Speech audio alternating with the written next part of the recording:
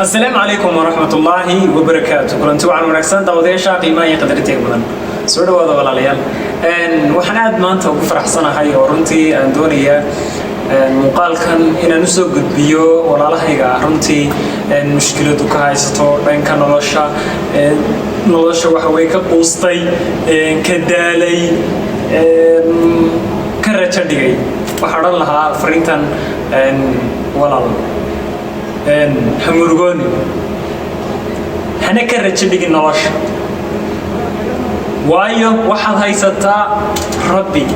وحيو كو قري أين مرنا مفسيقين وحنا ذوقاتها نلاشة إن dhibaato kasta oo ku soo marta ay ka dambayso fuday iyo wanaag iyo farxad iyo reyd ilaahay muxuu leeyahay balaayadan fiirso runtii aayada marka akhriyo wallahi inaanan adduunyada weligeed noloshayda aan waxba ka wadin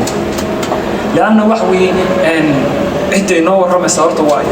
waa rabbigiina horeyna jeclaa الله إلهي أنا كذا الله والله بالله هو يدينا نرد شيء يعني الدنيا ده وش علنا هاي يدو إنه قلنا حريص تبادن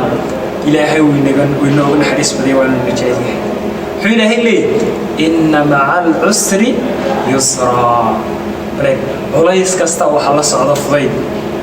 سيجعل الله بعد عسر يسرا إلهي فضي عليس كستا وحكدم بيسيه فضي marka nolosha waa lagu imtixaan bay iska leedahay dhibaatay leedahay warwar badan baad la kulmaya imtixaano badan baad arkaysaa qofka mu'minkiina nabiga cali sallallahu alayhi wasallam wuxuu tilmaamay qofku intii diintiisu ay taagan tahay ee uu heerkiisa ay ilaahay ku xidhan yahay ay taagan tahay ayuun baa hadana lagu imtixaan adduunka waxaana ogaataa qofku mu'minka sida loo imtixaamay ee kolba dhibaato ugu dhacayso kolba mid kale ku dhacayso ayuu ilaahay subxaanahu wa tacaala maalinta qiyaamo hortagay isagoo wax alla wax dambiibaan ilaa dunuubta lagaga meedhaya maanta maxaa ilaahay bal ciqaabteedu namarsi toobiya maanta uu namarsi waxa weeye waxa marka saamkii ugu fadliga badnay oo xajkiya maanta maxay naga istaajiyay maxay naga xidhay dunuubteena naga xidhay marka waxa weeye waxaan oran lahaa muslimiinta walaalahayga meel kastoo dunida ka joogtaan murugoonina dhibaatoonina ilaahay baa faraj furi doona insha Allah khayr ayay wax kasta isku bedeli doonaan rabbiga ku xidhnow Allah ka raali noqdo walaalkayga muslimka iyo walaalahayga muslimiinta dhamaantiin aad baan idin salaamayaa waan mahadsantihiin assalaamu calaykum waraxmatullaahi wabarakaatuh muuqaalka sii gaadhsii qofkaad uga shaqaysan tahay inuu imika murugo ku jiro ama uu dhibaato ku jiro si uu u ogaado